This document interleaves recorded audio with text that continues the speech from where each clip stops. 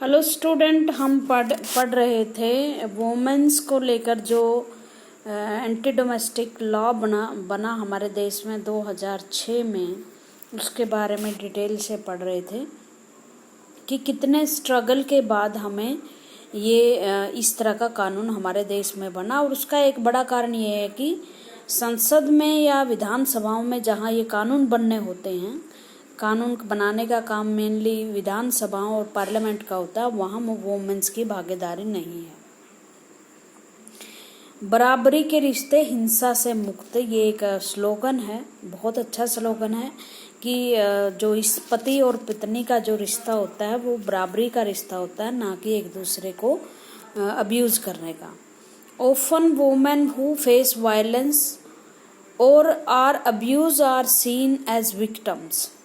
कई बार जो औरतें वायलेंस को फेस करती हैं या उनको अब्यूज़ किया जाता है, उन पर अत्याचार किया जाता है, उसे एक विक्टिम के रूप में देखा जाता है। But women struggle in several different ways to survive this situation. लेकिन बहुत सारी औरतें स्ट्रगल कर रही हैं इस मामले में, सेवरल डिफरेंट वे, अपने आप को बचाने के लिए बहुत सारे तरीके अपनाकर। Therefore, is it more accurate to refer to them as survivor rather than a victim? इसलिए तो बहुत ये शब्दों का खेल है, बट उनको सर्वाइवर माना जाना चाहिए कि वो जीवित रहने के लिए, सर्वाइव करने के लिए संघर्ष कर रही हैं, ना कि वो विक्टिम हैं, मतलब किसी चीज़ के शिकार हैं। ये नहीं माना जाना चाहिए। वो सर्वाइवर हैं, मतलब वो योद्धा हैं जो फाइट कर रही हैं, लड़ रही हैं अपने आप को बचाने के लिए। उसके बाद है as the above example shows, जैसा कि जो एग्जाम्पल है वो दिखाता है, the role of citizen is crucial in helping parliament frame different concern that people might have into laws. वैसे तो हमारे देश में डेमोक्रेटिक गवर्नमेंट है, लेकिन जब व्यक्ति खुद कानून बनाने के लिए डिमांड करता है, समाज के लोग डिमांड करते हैं किसी कानून को बनवाने में, तो उसको कितना लंबा समय और कितना स्ट्रगल करना पड़ता है। जबकि जो सरकार है डेमोक्रेसी में, ये माना जाता है कि लोगों की है, लोगों की समस्याओं को ध्यान में रखकर उसे कानून बनाने हैं, बट वो बना नहीं रहे। 16-17 साल इस कानून की डिमांड करते हुए लोगों को बीत गई थी, तब ये एक छोटा सा कानून बना। और इसी तरीके से जैसे वुमेन का पार्लियामेंट में भागीदारी के लिए एक कानून 2008 में संसद की राज्यसभा में रखा गया था। और राज्यसभा में भी इसलिए रखा गया था क्योंकि ये बिल जो है बार बार, जिसमें वुमेन को 33% आरक्षण देने की बात कही थी पार्लियामेंट में, वो बार बार रखा जा रहा था और उसके बावजूद पार्लियामेंट उसे पास नहीं कर रही थी। कई बार राज्यसभा में रखे हुए बिल कभी भी डिसॉल्व नहीं होते, खत्म नहीं होते। इसलिए कांग्रेस सरकार आई 2008 में और उन्होंने एक बिल रखा, वुमेन्स को 33% आरक्षण पार्लियामेंट में दिया गया, बात रखी गई थी। और ये बिल आया था 2008 में। 8 मार्च को वुमेन दिवस के दिन ये पार्लियामेंट में, राज्यसभा में रखा गया बिल। आज तक इस बिल पर किसी तरह की चर्चा नहीं हुई। 2008 को कितने दिन बीत गए हैं, लगभग 12 साल हो चुके हैं। आज तक इस पर किसी तरह की चर्चा नहीं हुई। किसी भी सरकार ने इनिशिएटिव नहीं लिया कि इस तरह के कानून बनने चाहिए। तो बहुत लंबा समय लग जाता है डेमोक्रेसी में भी लोगों के अनुसार कानून बनने में। From establishing the need for a new law to it being passed at every stage of the process, the voice of the citizen is a crucial element. और इस तरह से कोई भी नया कानून बनाते हैं तो हर स्टेप पे सिटीजन को बहुत ही क्रूशियल चीज़ें से सामना करना पड़ता है।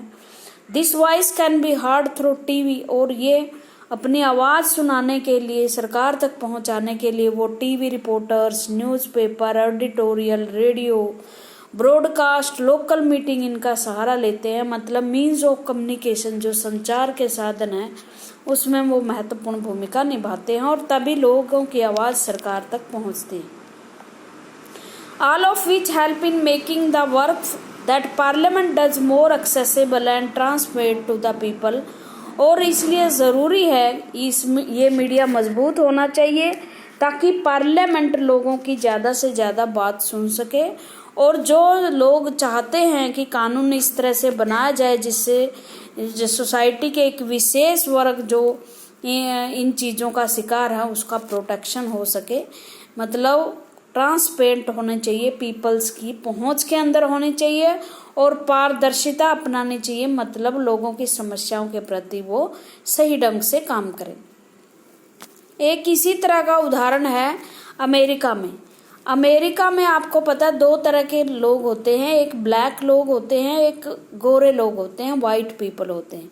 जो वाइट पीपल होते हैं वो अमेरिका के मतलब इंग्लैंड से गए हुए लोग हैं, और जो ब्लैक लोग हैं वो जब कारखाने वहाँ लगे, इंडस्ट्रियलाइजेशन आया अमेरिका में 17वीं-18वीं शताब्दी में, तो उन जो अफ्रीका में लोग उनको पकड़ पकड़ के अमेरिका में ले जाया गया ताकि वो उद्योगों में, खेतों में दासों के रूप में काम कर सके, स्लेव्स के रूप में काम कर सके।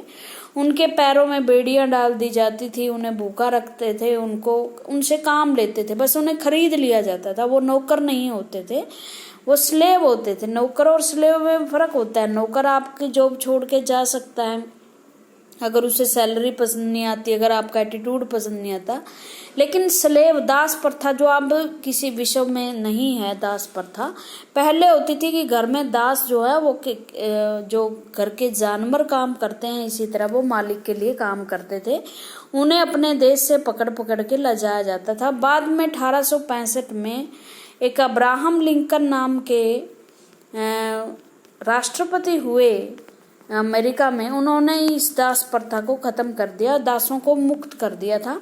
और इतना झगड़ा हुआ था, अमेरिका देश टूटने वाला था। जो दक्षिण के जो राज्य थे अमेरिका के वो अलग होना चाहते थे, इसलिए युद्ध भी करना पड़ा। लेकिन अब्राहम लिंकन ने एक बड़ा हिस्टोरिकल कदम उठाया कि इनको मुक्त कर दिया, लेकिन इनको अधिकार नहीं मिले। 1956 में फिर इन्होंने अपने अधिकारों के लिए आवाज़ उठाई और बहुत सारे ऐसे कानून जो इनके विरुद्ध थे, जैसे एक विरुद्ध कानून ये था कि बस में अगर ब्लैक बैठा है और वाइट खड़ा है तो ब्लैक को अपनी सीट छोड़नी पड़ेगी, चाहे वो महिला ही क्यों ना होती। तो इस तरह की एक घटना रोजा पार्कर नाम की लेडी के साथ हुई। उन्होंने एक आंदोलन छेड़ा, black civil war for rights America में, और फिर अधिकार दिए गए। अभी फिर 2-3 महीने पहले अमेरिका में एक घटना हुई थी, पुलिस ने किसी ब्लैक के गर्दन पे पांव रखा और जिससे उसकी डेथ हो गई। उसकी ह्यूमिलेशन की वजह से बहुत दंगे हुए थे। इसमें आपने एक लेडी दिखाई दे रही है फोटो में, ये रोजा पार्कर है, और इसकी एक बड़ी अच्छी दिलचस्प कहानी ये है कि इन्होंने भी फंडामेंटल राइट्स के लिए अमेरिका में प्रोटेस्ट किए, विरोध किया और सरकार ने इनकी मांग माननी पड़ी। As you read in the earlier section of the rule of law, Indian nationalists protest and criticize arbitrary and repressive law being enforced by the Britishes। आपने पहले पढ़ा कि भारत में भी इस तरह के कानून अपनाए जाते थे जो दमनकारी थे, भारतीयों पर जो अत्याचार करते थे, और भारत के जो राष्ट्रीय लीडर थे उन्होंने इसका विरोध किया। History provides us with several examples of people and communities who have struggled to end injustice। History में ऐसे बहुत सारे उदाहरण हैं जिसमें लोगों ने बहुत स्ट्रगल किए जब एक देश में एक कम्युनिटी के लोगों के साथ अन्यायपूर्वक व्यवहार किया जाता था। 7th की बुक में आपने रोजा पार्कर के बारे में पढ़ा होगा। नेल्सन मंडेला के बारे में आप जानते होंगे, जिसने साउथ अफ्रीका में ब्लैक और वाइट के प्रति जो भेदभाव की नीति थी, जिसे अपर्थाइड की पॉलिसी कहते हैं, उनके विरुद्ध संघर्ष किया, और इस संघर्ष में वो 28 वर्षों तक जेल में रहे थे। बाद में इनको 1994 में फ्री किया गया, नेल्सन मंडेला को, और ये लंबे समय तक साउथ अफ्रीका के राष्ट्रपति रहे, पहले ब्लैक राष्ट्रपति वहाँ बने थे। You read to how Rosa Parks as African American women थी। रोजा पार्कर मैं शायद बोल रही थी, पार्क्स नाम है इसका, अफ्रीकन अमेरिकन वुमन थी। उसने refuse to give up her seat on a bus to a white man on 1 नवंबर 1955। काम करके लौट रही थी, वो थकी हुई थी। एक अमेरिकन जो वाइट अमेरिकन था वो बस में खड़ा हुआ था, बट उसने मना कर दिया कि मैं अपनी सीट नहीं छोड़ूंगी क्योंकि मैं भी थकी हुई हूँ। 1 दिसंबर 1955 की बात। हमारे देश में कानून थोड़े से बहुत लूज हैं। हम ज़्यादा महत्व नहीं देते कि औरत की सीट है या पुरुष की सीट है, ज़रूरत के हिसाब से हम एडजस्ट हो जाते हैं। बट जो यूरोपियन देश हैं और अमेरिका जैसे देश हैं वहाँ कानून ही कानून होता है। अगर लिखा हुआ है आपको खड़ा होना तो आपको खड़ा होना। देयर इज़ नो मोरालिटी कि एक वुमेन खड़ी होगी और एक मैन बैठेगा। हमारे देश में ऐसा नहीं होता। She was protesting the law on segregations that divide up all the public space including the street between the white and African American। और उन्होंने सभी तरह के इस तरह के भेदभावों के विरुद्ध आवाज़ उठाई।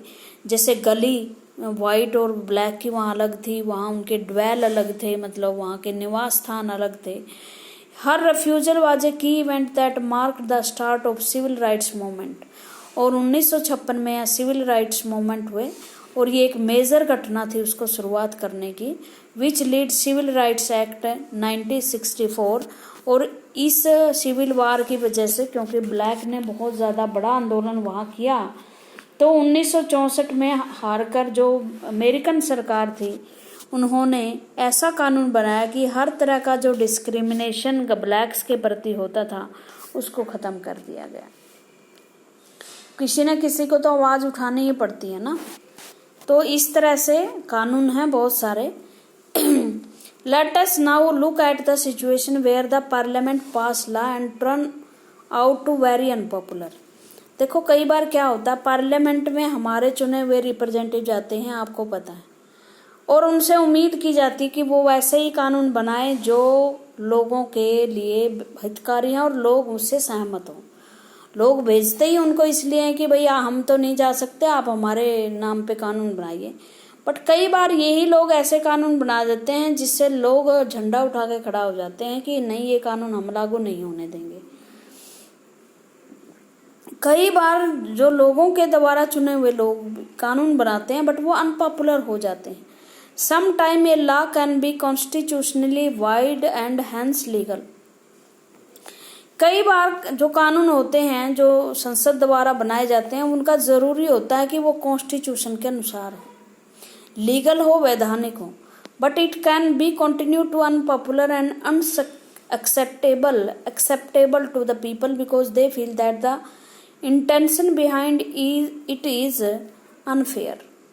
क्योंकि लोगों को लगता है कि चाहे ये लीगल फ्रेमवर्क के अंडर आता है, चाहे ये कॉन्स्टिट्यूशन के अनुसार सही है, बट ये अनफेयर और अनजस्टिस है, मतलब अन्यायपूर्ण है, हार्मफुल है हमारे लिए, लोग अन्याय करता है लोगों के बीच में। Hence people might criticise law. और इसलिए लोग उन कानूनों का विरोध करते हैं, उनकी आलोचना करते हैं। होल्ड पब्लिक मीटिंग बना करते हैं, राइट न्यूज़पेपर में, टीवी, रेडियो आदि के माध्यम से वो आवाज़ उठाते हैं।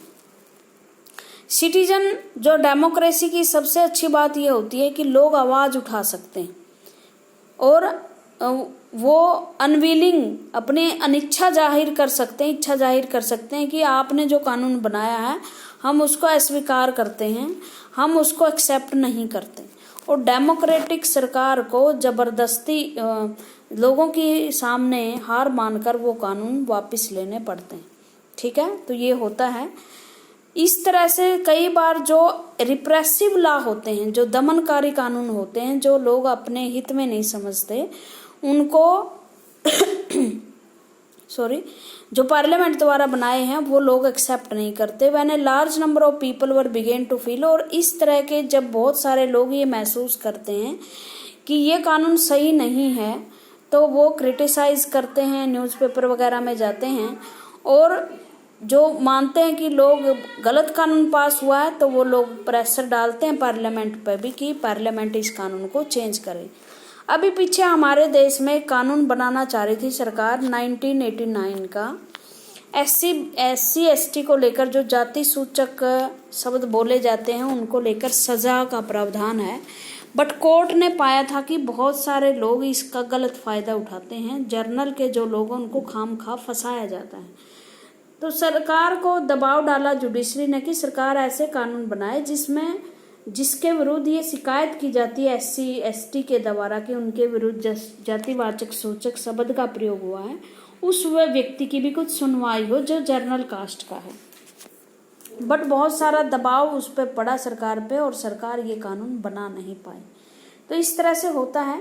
For example, various municipal law on the use of space with in municipal limits often make Hawking and street vending illegal.